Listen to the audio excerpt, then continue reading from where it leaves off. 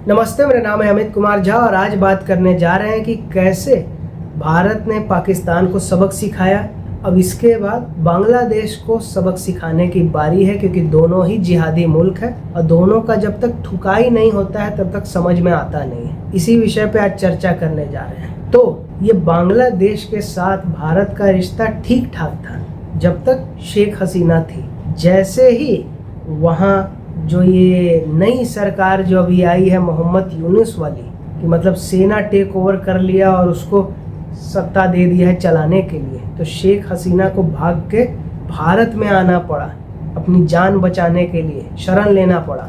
तो ये जितना भी दलाल पत्रकार है, अजीत अंजुम, रवीश कुमार, नाच रहा था कि क्या स्टूडेंट्स ने अपनी जीत हासिल कर ली, डेमोक्रेसी की जीत, ये और वो, और राहुल गांधी और ये सब लीडर कह रहा था कि भारत में भी ऐसा कुछ हो सकता है, जबकि शेख हसीना का प्राइवेट कपड़ों को लहरा रहा था और इसको भी लोग कह रहे थे जश्न की बात, आज़ादी, स्टूडेंट की एकता, ये वो। और मोहम्मद यूनुस सरकार बनने के बाद शेख हसीना पर एक के बाद एक कड़ी कार्रवाई करना शुरू किया। अब क्योंकि भारत के शरण में है तो कुछ उसका कर नहीं पा रहा है बांग्लादेश, लेकिन अपना से जितना हो सके कुछ कुछ कर रहा है। फिर वहाँ के कोर्ट्स पे भी दबाव बनाया हुआ है, मतलब एक तानाशाही वहाँ चल रहा है और पूरे देश में भारत के प्रति ऐसा जहर फैलाया हुआ है कि इंडिया आउट कैंपेन वहाँ चलने लगा है कि भारत से कोई रिश्ता रखना ही नहीं है। जैसे मालदीव्स में चल रहा था, तो जब उधर स्क्रू टाइट हुआ सारा वो कैंपेन खत्म हो गया। अब यहाँ भी स्क्रू कसने का शुरू हो रहा है, तो धीरे धीरे असर दिख रहा है इसका। और इससे भी बड़ी चीज़ कि हिंदुओं का नरसंहार हो रहा है, जैसे कि पश्चिम बंगाल में होता है कि वहाँ कई सारे हिंदू महिलाओं के साथ दुष्कर्म हो रहा है, कई लोगों को मारा जा रहा है और एक बड़े वहाँ के संत उनको झूठ मूठ का इल्ज़ाम में फंसा के महीनों से रखा हुआ है और प्रताड़ना दे रहा है। इतना रैली निकला, समर्थन में सब हुआ, फिर भी कोई सुनने को तैयार नहीं। यहाँ एक जिहादी मौलाना को पकड़ लो और कुछ मुस्लिम जमा हो जाए, सब कोर्ट्स आ जाएगा, सब लोग आ जाएगा समर्थन में, और वहाँ विरोध हुआ, फिर भी सरकार ने कुछ नहीं किया, क्योंकि तानाशाही सरकार है।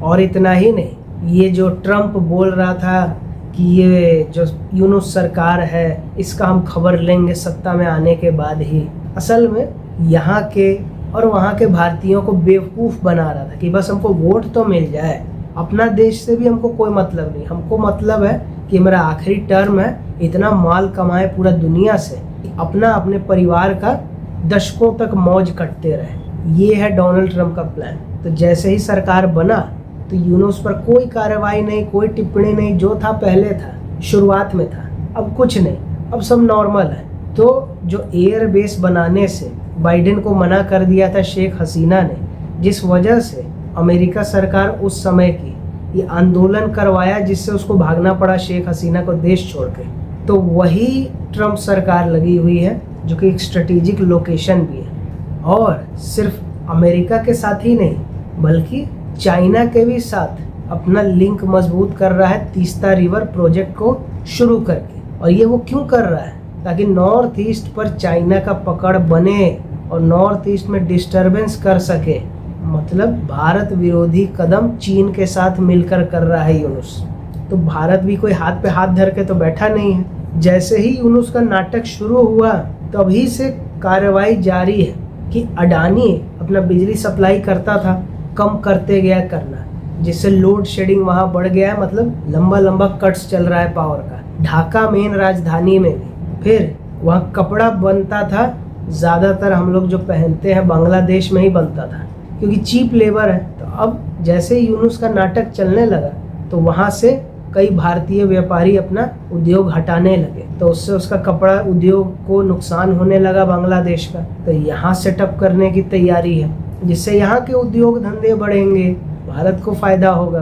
और प्रधानमंत्री मोदी ने मीटिंग भी की है और कई बार कहा भी है बांग्लादेश को कि हिंदुओं पर अत्याचार बढ़ रहा है, ये बंद करो, ये न्याय मिलना चाहिए, पाकिस्तान का साथ देना बंद करो, क्योंकि उसी से तुमको आज़ाद करा है। वो दुश्मन मुल्क है, सिर्फ भारत के लिए ही नहीं बांग्लादेश के लिए भी। लेकिन यूनुस क्योंकि जिहादी है और अमेरिका का सपोर्ट था पहले, अब थोड़ा कम हुआ है लेकिन अभी भी है, लेकिन चाइना का जम के सपोर्ट मिल रहा है, क्योंकि भारत को न चाइना न अमेरिका कोई बढ़ते हुए देखना तो चाहता नहीं है, तो मुश्किलें खड़ा करते रहता है। तब ये बांग्लादेश को कह रहा है कि कुछ कुछ प्रॉब्लम करते रहो, पाकिस्तान से भी रिलेशन रखो, उंगली करते रहो, पिन मारते रहो। तो भारत ने अब एक और बड़ा स्टेप ले लिया है कि एक तो बीएसएफ को जगह जगह बॉर्डर कई जगह बंद कर दिया है, नॉर्थ ईस्ट तरफ का खासकर बांग्लादेश से जो भी है सटता हुआ, और इन जनरल भी बांग्लादेश बॉर्डर पर फेंसिंग तेज हो गया है बीएसएफ का, और सोल्जर की संख्या बढ़ रहा है, और बहुत सारे इम्पोर्टेंट सामान का इंपोर्ट बांग्लादेश से भारत ने बंद कर दिया। मतलब 77,000 करोड़ का नुकसान बांग्लादेश को होने वाला है इस फैसले से। इतना बड़ा आर्थिक झटका भारत ने ये दे दिया। तो मतलब बिजली नहीं भेज रहा है, वो कपड़ा उद्योग यहाँ शिफ्ट कर रहा है भारत अपना व्यापारी को कह के, वो फिर इंपोर्ट नहीं होने दे रहा है वो। मतलब ये जो तीन तरफा जो झटका है, और फिर जो बीएसएफ अपना बॉर्डर को सिक्योर कर रहा है, इससे जो उसका चाइना और पाकिस्तान के साथ मिलकर जो मंसूबा है वो सफल नहीं हो पा रहा है। और इस वजह से क्या हो रहा है कि बांग्लादेश का विकास दर घटते जा रहा है, बेरोजगारी वहाँ बढ़ते जा रहा है, क्योंकि भारत पीछे अपना हाथ खींच रहा है, और भारत के ही भरोसे तो वो देश चल रहा था क्योंकि अच्छा रिलेशन था। भारत हाथ खींच रहा है तो बेरोजगारी बढ़ रहा है, और इस वजह से सेना के खिलाफ और यूनुस के खिलाफ धीरे धीरे विरोध भी कर रहा है वही लोग जो उसको लाने में मदद किया था। और वहाँ का जो ऑपोजिशन पार्टी है बीएनपी, जो भारत विरोधी रहा है, वो भी अब कह रहा है कि जल्दी से जल्दी चुनाव होने चाहिए, क्योंकि भारत को सबक सिखाने के लिए मजबूत लीडरशिप का ज़रूरत है, डेमोक्रेटिक तरीके से चुना हुआ लीडर की ज़रूरत है। एक बार सत्ता का स्वाद चख लेने के बाद कोई छोड़ना थोड़ी चाहता है। तो यूनुस अभी जमा हुआ है, जो कि अभी जमे ही रहेगा, क्योंकि अमेरिका भी पलट चुका है, चाइना का सपोर्ट था ही, तो वो हटने वाला तो अभी नियर फ्यूचर में नहीं है। लेकिन हाँ, ऐसे ही दबाव बनेगा तो हो सकता है 1-2 साल के अंदर में या तो अपने पॉलिसी में कुछ चेंज लाए। जैसे तालिबान में भी एक जिहादी सरकार चल रहा है, भारत के साथ तालमेल है, यहाँ भी तालमेल करेगा, सालों तक रहेगा। तालमेल नहीं करेगा तो फिर वहीं का जनता उखाड़ फेंकेगा, फिर डेमोक्रेसी का मांग करेगा, तब शेख हसीना जाएगी, फिर वहाँ रिलेशन कुछ ठीक होगा भारत के साथ। मानिए अभी 1-2 साल टसल का ऐसे ही भारत के साथ रहने वाला है। लेकिन प्रधानमंत्री मोदी का सीधा संदेश, आंख में आंख नहीं मिलाएगा, उसको तो औकात दिखाना ही।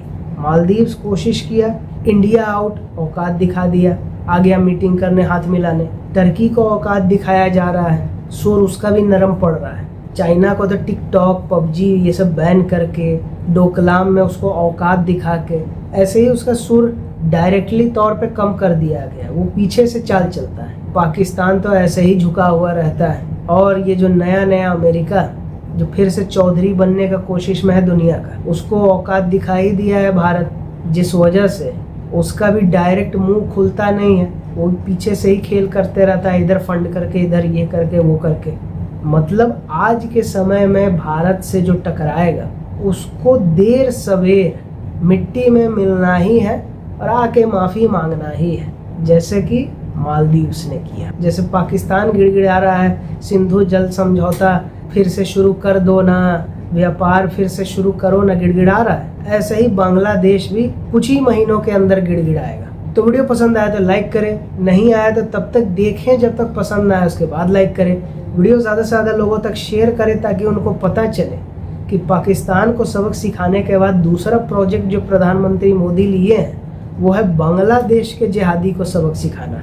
और कमेंट करके ये बताएं कि वीडियो आपको कैसा लगा, आगे किस विषय पे देखना चाहेंगे, और सब्सक्राइब करके द अवेयर आर्मी का हिस्सा बने, क्योंकि टॉपिक कोई भी हो, खबर कोई भी हो, सही जानकारी के साथ सही विश्लेषण यहीं जानने और समझने को मिलेगा।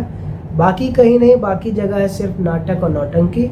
और आप आर्थिक सहायता दें, क्योंकि सच को मजबूत करना ये आपकी जिम्मेदारी है as a viewer, as a दर्शक। और आप मेरे इंस्टाग्राम चैनल को भी फॉलो कर सकते हैं जो आपको दिख रहा होगा स्क्रीन पर। और वीडियो देखने के लिए बहुत धन्यवाद।